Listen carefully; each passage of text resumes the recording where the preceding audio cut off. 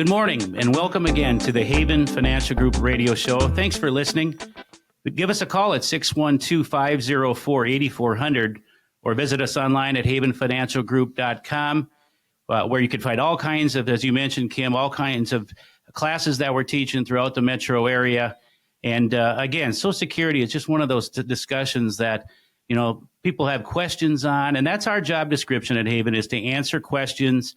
Later in the show, Mitch will talk about how we put together a Social Security maximization report. And again, it's good to have Mitch on discussing about these really important topics. Absolutely. Mitch, thank you for joining us this morning. We wanted to talk a little bit about inflation and its impact on Social Security. You know, we have seen what we believe has been crazy inflation for quite some time. It does seem to be trending a bit in the right direction, which is good news for everyone. Talk about inflation and how it impacts Social Security benefits. Well, absolutely. That's one of the main drivers, obviously, with the cost of living adjustment that they look at with Social Security.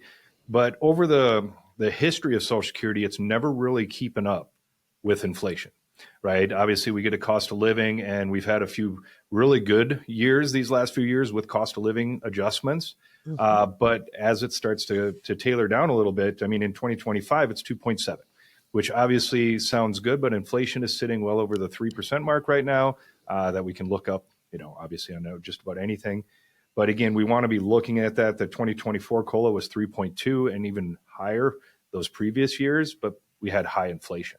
But it doesn't necessarily keep up with inflation. Yeah, the tough part about that is that while it's not keeping up, that doesn't mean that retirees' costs are staying down. I mean, they're still facing a lot of major costs. Absolutely. So when it comes to the inflation, and obviously eggs are a big talk about right now, just the price of things obviously go up and up and up. And again, that cost of living is relied on so heavily by really just about any of our clients, whether low income to high income.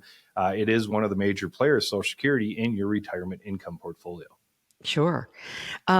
So what are you, first off, let's walk through what you're telling your clients. I would imagine you have a number of people coming in who are very concerned about the fact that their cost of living raise is not equaling their costs at the grocery store. Well, and as Larry can contest through all these different shows that he's been doing and the talk that we have with our clients is you have to prepare in other areas to make up for the differences that are coinciding with Social Security. You know, nobody necessarily wants to be living just on Social Security. So you want to be really protected with your other assets and getting that inflationary growth in those areas as well. Sure. Yeah, Kim, if I may add, costs. Everybody's pocketbook, almost everybody's pocketbook has been hurting for quite a while. When we say costs, we're talking housing costs. We're talking, as Mitch said, eggs, food, electricity, hospital, medical, healthcare, services, all of those things. And one shouldn't become too reliant on Social Security. I've said it many times. I understand life happens and there's certain things that are out of our control. But, the cost of living adjustment, which we're talking about this segment, is not guaranteed every year. Yes, we've seen some decent ones due to the inflation that we've had in recent years. But in 2010, there was no increase. 2015, there was no increase.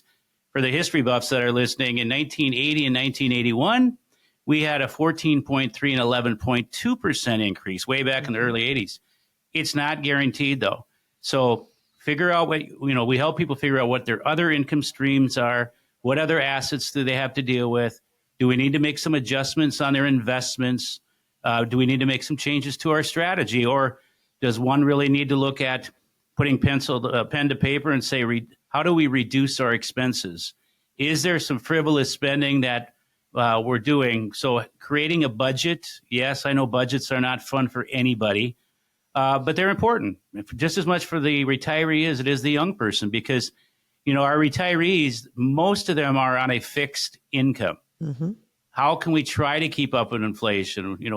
So we want to look at all the different investment vehicles that are out there to develop a good plan that can do so we can position ourselves to accomplish these goals. And, Larry, while we're talking about Social Security today, inflation is something that you and I talk about on a regular basis because it has been so impactful for everyone. And for people who are just getting ready to put a good portfolio together, this is really something that you guys try to build into a portfolio for retirement because inflation is going to happen. And if you're in retirement for 30 years, chances are very good you're going to hit some rough spots along the way. Chances are guaranteed you're going to hit some rough spots along the way because that's what happens. It ebbs and it flows. It goes up and it goes down. And in the moment, it seems like, oh, my goodness, we've never been faced with this before because that's in the moment. Mm-hmm. But we have been faced with this before, maybe not to the degree, maybe never, obviously, to the degree of what your age is. And oftentimes with age, we notice things differently because we weren't retired before. We were working before. We had an income before. And now we're not working and our fixed income is what it is. So it's part of our process, which I'm sure Mitch will talk about here during the show, of what one could expect if they come out to one of our classes, if they call in and we're ringing in their ear saying, I need to get more information. We have a proprietary process that we walk people through to really get to the root of any potential problems, come up with some recommendations, and people find that very, very valuable. And at the end of the day, they have nothing to lose and only information to gain. So, Mitch, let's walk through what happens when you attend, one of those learning sessions about Social Security. How can they benefit from sitting in on one of those classes? Absolutely. Whether you come to a class or you just call our direct line and book an appointment, again, just like you said, there is absolutely no charge for it. So what we do is we sit down and I start to get to know the client. What is it that you have? What do you have going on? What is it you're trying to accomplish in the future? Because Social Security, at the end of the day, if you're an average husband and wife that had an average income per se, you're looking at $800,000 to well over $1 million of Social Security benefits if you live to the ages of 85 and 90. So that's a large piece of the puzzle when it comes to portfolio planning. We have a lot of clients that come in and they've done really well, say $400,000 or $500,000 saved, they have it in their 401k.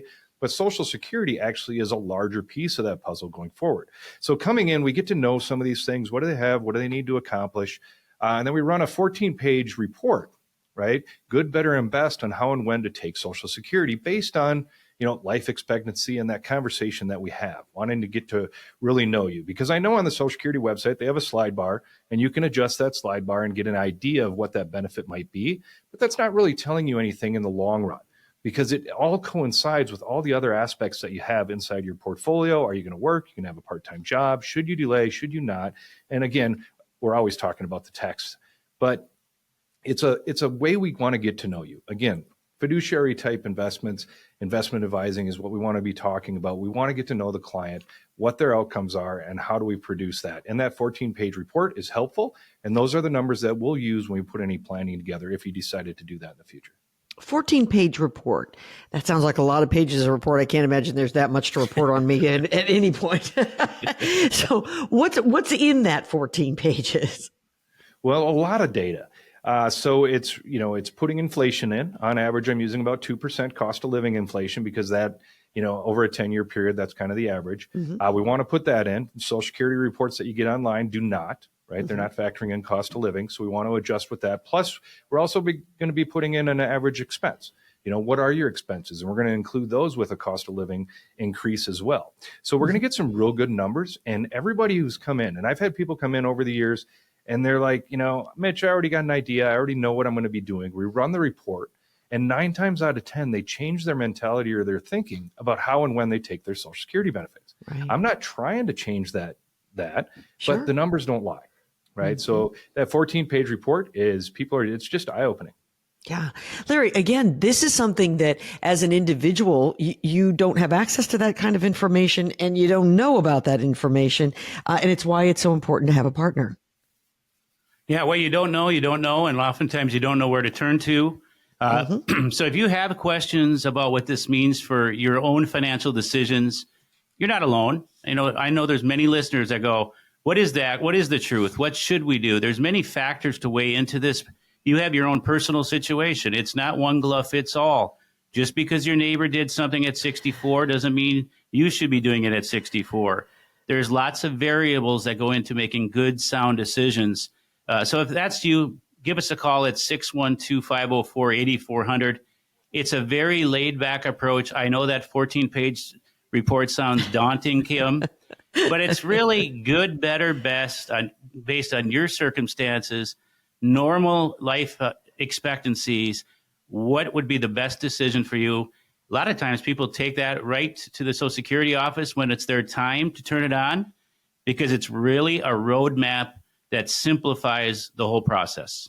612-504-8400. That's how you get in touch with our friends here at Haven Financial Group. And by the way, havenfinancialgroup.com, that's where you get more information about some of those classes that Mitch was telling us about. Gentlemen, when we come back, more Social Security chat. This is the Haven Financial Group Radio Show.